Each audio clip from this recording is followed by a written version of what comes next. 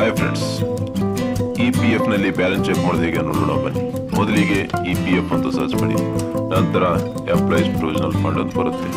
ಇಲ್ಲಿ ಸರ್ವಿಸ್ ಅಂತ ಐತಲ್ಲ, ಅಲ್ಲಿ ಎಂಪ್ಲಾಯೀಸ್ ಅಂತ ನೋಡಿ.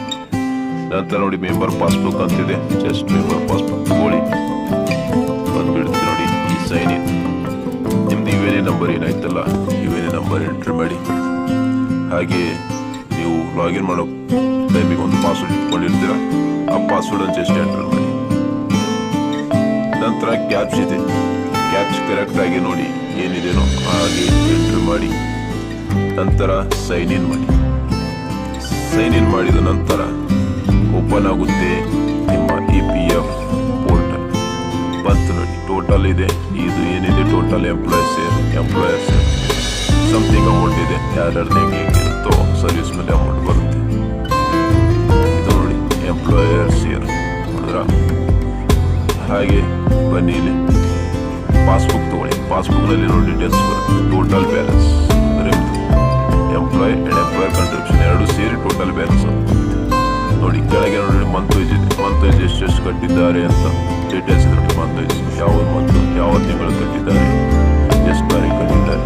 ಹಾಗೆ ನೋಡಿ ಓಲ್ಡ್ ಇಯರ್ ಬೇಕಾದರೆ old year 1 year April to ಫೆಬ್ರವರಿವರೆಗೆ ಇದೆ ನೋಡಿ.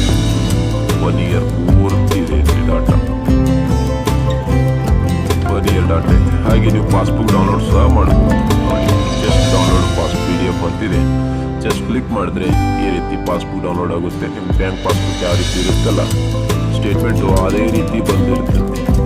ಮಂತ್ ಇದೆ ನೋಡಿ, month wise, reference number wise ಎಲ್ಲ ಇದೆ. ನಿಮಗೆ ಬೇಕಾದಲ್ಲಿ ಚೆಕ್ ಮಾಡ್ಕೋಬಹುದು, ಡೌನ್ಲೋಡ್ ಮಾಡಿ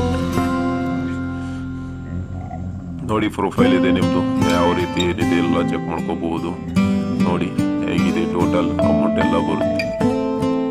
ಹೀಗೆ ಇದೇ ರೀತಿ ನಿಮಗೆ ಯಾವುದೇ EPFನ ಮಾಹಿತಿ ಬೇಕಾದಲ್ಲಿ ನಮ್ಮ ಚಾನಲನ್ನು ಲೈಕ್ ಮತ್ತು ಸಬ್ಸ್ಕ್ರೈಬ್ ಮಾಡಿ ಮತ್ತು ಶೇರ್ ಮಾಡೋದನ್ನು ಮರೆಯದೆ.